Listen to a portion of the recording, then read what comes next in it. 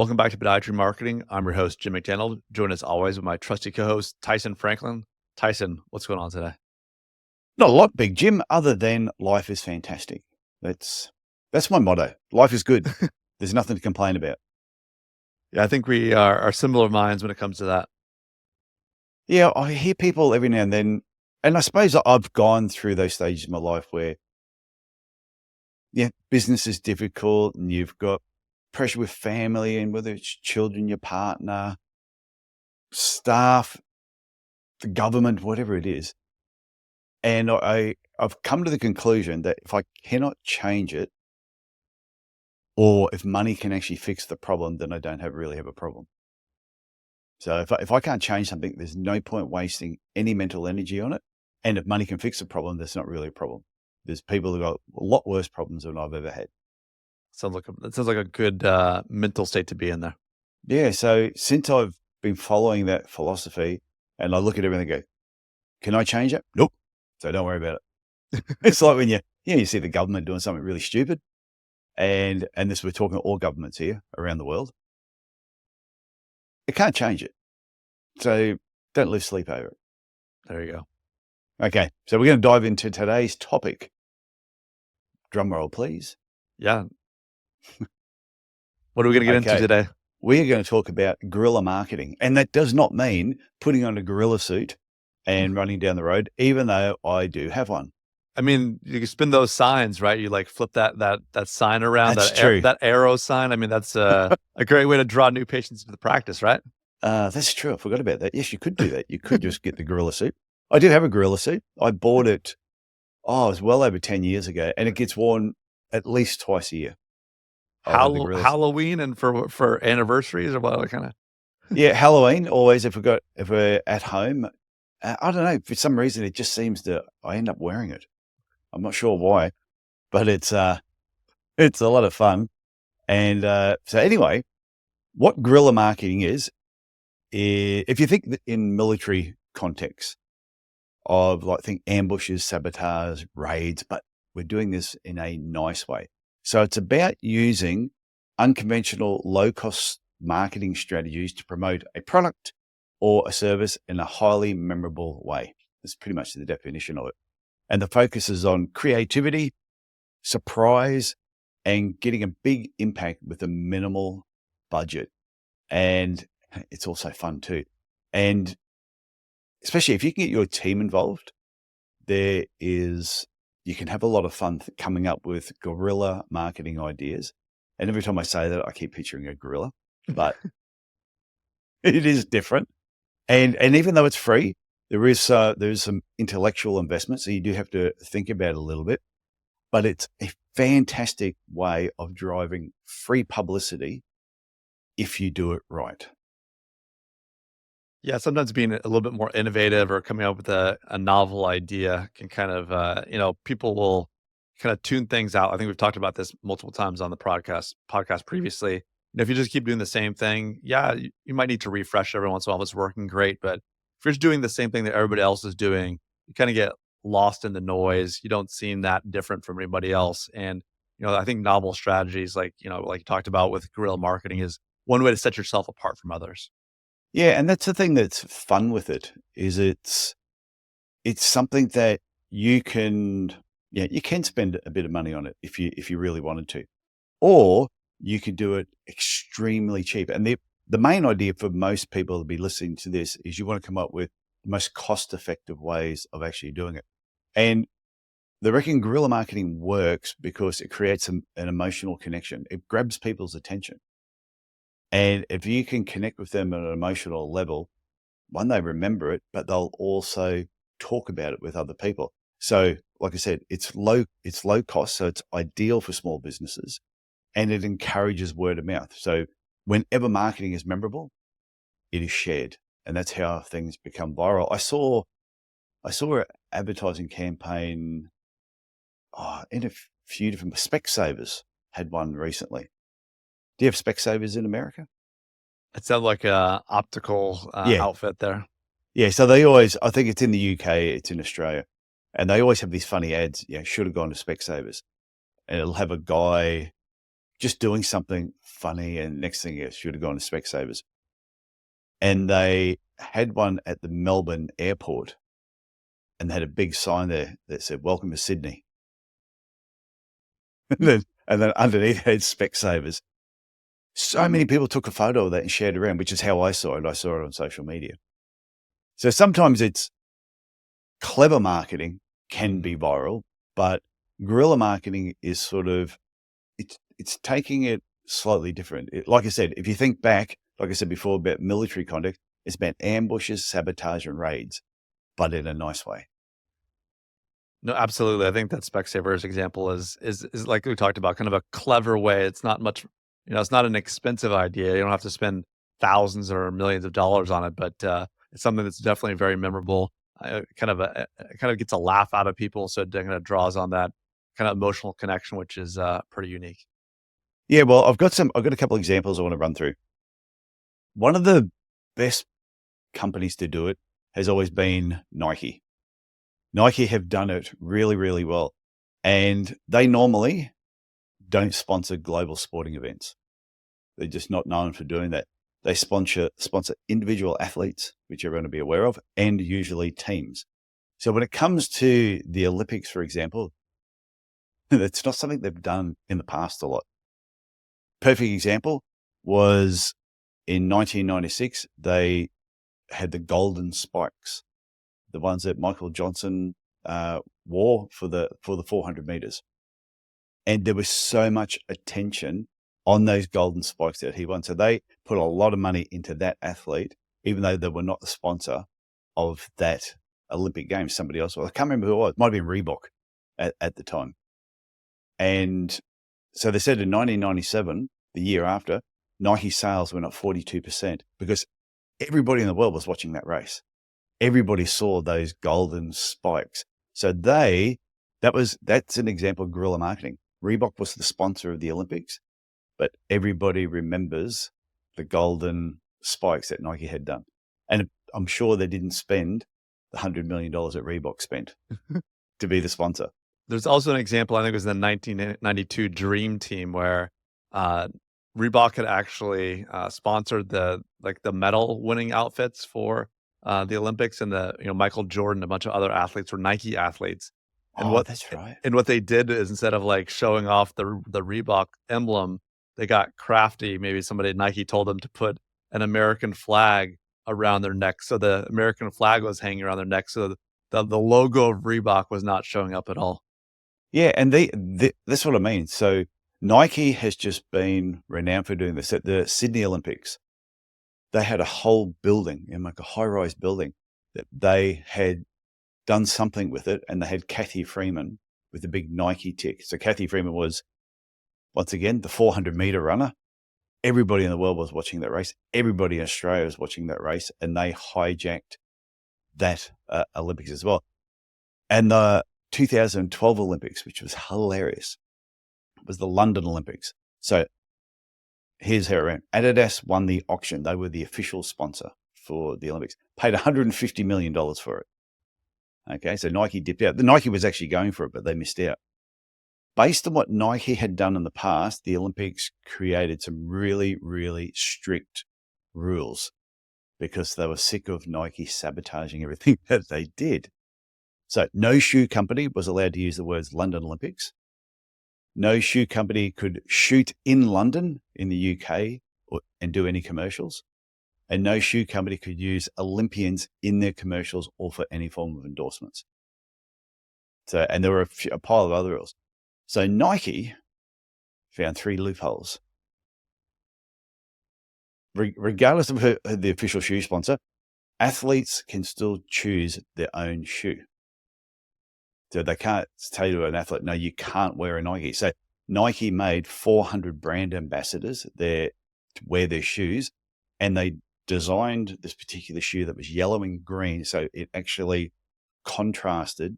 It was highly visual with the track that they'd actually designed for the London Olympics, which I think is funny. The second thing they did is they found 28 locations around the world that also had the name London in it. And they shot commercials there. London's gym. There's a London in Nigeria. So they went around to all these different places. I think it's hilarious. And then while Adidas flaunted all the Olympians in their commercials, Nike hired a whole pile of just average teenagers, a couple of chubby ones, just normal ones, and they came up with the slogan, "Find Your Greatness."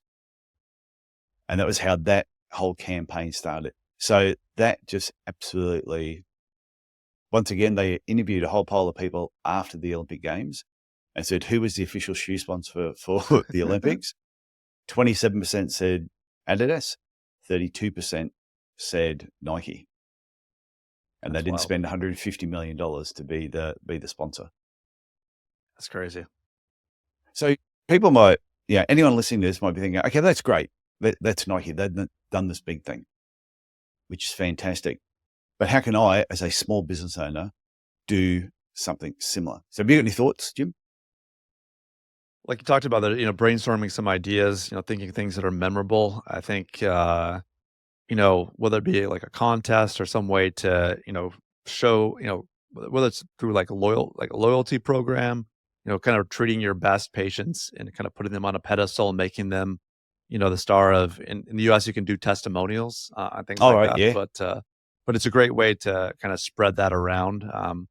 I didn't do a lot of those things when I was in practice. But I think there's definitely some opportunities there. Yeah. Well, there was one, I don't know if people remember the Fiji Water Girl. Do you remember her? Not really. Okay. She photobombed the Golden Globe Awards. So the Fiji Water hired her to actually go and hand out water, but they also told her, what we want you to do is every time a celebrity arrives and you see them getting a photograph taken, we want you to just sneak into the background with the Fiji water tray. You can actually go and look, you can Google it, Fiji Water Girl.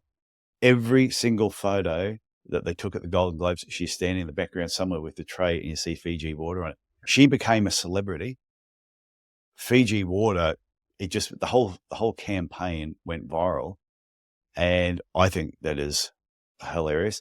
Do you have Anytime Fitness in the States? I don't know if it's in the States. Definitely is in Canada. Yeah. So anyway, so Anytime Fitness in Newcastle, which is just north of Sydney. Well, Anytime Fitness, their color is purple. So they ran a competition with something, I remember exactly what you won, but what you had to do, if you found a purple bike somewhere around town, you had to take a photo of yourself with the purple bike and then tag Anytime Fitness in that and post it to your social media platforms. And then they do these random draws and people each week I think they were winning memberships or something like that. So they had purple bikes chained to poles in different parts around the city. And then as soon as someone saw the purple bike, they'd take a photo of it, tag Anytime Fitness. And I'm thinking, that is brilliant. It's smart. I mean, it's just a free way of getting more visibility and making kind of Anytime Fitness be a little bit more top of mind, and to kind of people without having to do much more besides changing those bikes to the to the posts or whatever they are, and then getting kind of organizing that contest. Well, it'd be the same thing. Imagine a podiatrist gives a whole pile of shoes, and they don't have to be good shoes, paints them gold, runs a chain through the gold shoes and chains them to different locations in their area. So, hey, if you find a pair of gold shoes, take your photo with the gold shoes and then tag the podiatry clinic. There you go. And there's a competition that you can win X.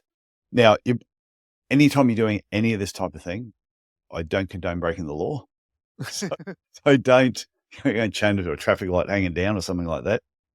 Be sensible. But you can take that same concept and just adapt it a little bit to your own business. There was one I was talking to a builder about it. And he said, oh, how could I use guerrilla marketing?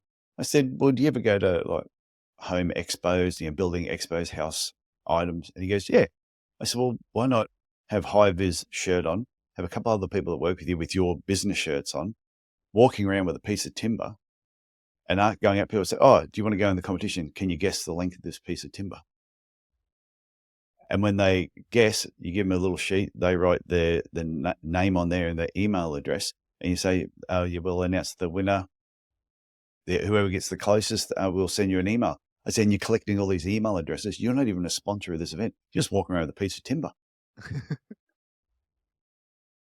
Plus, getting your photo at different times, talking to someone, taking photos and actually posting on your own social media. That is guerrilla marketing. That is an ambush that you're actually doing. You didn't pay to be there, but you paid to enter, and you have a piece of timber. There you go. And if you're dressed like a builder, no security person is going to stop you at the front going, sorry, sir, you can't come in with that piece of timber. It's a building expo. Absolutely. They're expecting it. I don't know if you've got any other ideas. No, not off the top of my head right now. Okay, so some of the ones that we did in Cairns ourselves. There's the Ironman event that goes all around the world. So in Cairns, if you had a tent set up in the Ironman area, you paid thousands and thousands of dollars to have a tent there. So we set up a tent just outside the area on the council lawn. And we had the signage all around the tent. We had a barbecue set up. We were patients that were coming past. We were offering them a sausage. We're getting a photo taken with athletes as they're running past. And we paid nothing for it. And what was really funny, we did it the first year. We did it the second year. The third year, there were more tents there. Now you go to that area and there's tents all the way down the road because the council never stopped anyone from doing it. They said, everyone's just having a good time. You're not harming anybody. Another idea that people can do if there's a charity walk, or an event in your area, is get a pile of t-shirts done up with your business name on there and walk as a group. Be seen. Be wherever the other sponsors are. Get photos of yourselves in front of that event, and people are going to think you're actually part of it. And even if you have bottles of water done up that's got your logo and everything on there, and handing out bottles of water to people as they could be walking one way and you're walking the opposite direction, just handing bottles of water with your business name on there. Nobody is going to harass you for giving away free bottles of water at a walking event. And we used to get bottles of water done up for our clinic that we had for the clinic anyway. I think with having your logo on there, all your business details, and a 500 ml bottle of water, I think that cost us like 80 cents to get done. Even if they cost $1. Right. And you handed out 500 bottles of water, it cost you $500. And the amount of people that would be walking around with a water bottle with your business name on there, who are probably in photos with friends, I reckon you'd find that the name would be out there a lot. Plus, you could take that idea and be like the Fiji Water Girl. Do some photobombing. Every time someone's getting a photo done, you just have the water bottles in the background, just strategically standing there talking to someone holding the bottle there. By the time they realize the photo's been photobombed, which leads me on to photobombing. There you go. That is just, there was a radio station here called Triple J, and it used to be called Beat the Drum. These have a t-shirt that had Beat the Drum on it, and they had stickers. And they used to run a competition every year. If you can photo bomb, the best photo bombing will win a certain prize. And I think the one that won at the year that I remember was the Prime Minister was meeting like the Prime Minister of Japan or something. They're there shaking hands. And there's a guy in the background. He's got just in the middle of them with a shirt like this. And you see the drum emblem right in the middle of the two Prime Ministers shaking hands. So that was absolutely fantastic. So I think when it comes down to all this, it's just putting your thinking cap on. And like I said before, is involve your team in it. Have them see, hey, can you come up with any ideas? Like the last idea I just wanted to share was, and this one might sound, some people might listen to this and go, well, that's silly. But if you're in a business where you had a lot of tradesmen coming into your clinic, if you want to get more tradesmen in your clinic, then why not contact the local pie van and say, hey, I want to sponsor 100 pies, and have them go around to all the building sites and just go, hey, guys, anyone here want a meat pie, especially around lunchtime? And no builder will say no to a meat pie. You don't do meat pies in America, do you? You do? Not so much, but they do have there's a Australian meat pie place not too far away from where I live in Montreal. So yeah, so in Australia, we have pie vans that will just pull up at building sites and people come out and get a pie and a pasty. But you could contact a pie place and say, hey, today I want to sponsor, the first 100 pies and actually get them delivered to these different building sites. And it's just an easy thing to do. So like I said, it's all about creativity. It's seeing what else is actually on and actually just trying to, especially events and things like that, try and get involved in them. And that's where the photobombing thing comes in really, really easy, or makes it really easy, because you could be at a local basketball game or a national basketball game, and you always know players come out at the end. When players come out at the end, they're signing signatures. When the players are signing signatures, you can just stand in the background with your business name shirt on and try and get in as many photos as you can of other people taking photos of themselves with the celebrities. There you go. So they're just ideas. So that pretty much covers it, Jim. That was good. I think there's a lot of good takeaways here. I'm sure there's going to be some interesting ideas that our audience has. So definitely reach out to Tyson and I if you have some guerrilla marketing ideas that don't involve you jumping into a gorilla suit or flipping around a sign or eating bananas. But I think definitely there's a lot of different opportunities out there, and I'm curious to hear some more from our audience. Okay, Jim, I look forward to talking to you next week. Sounds great, Tyson. Okay, see ya. Bye now.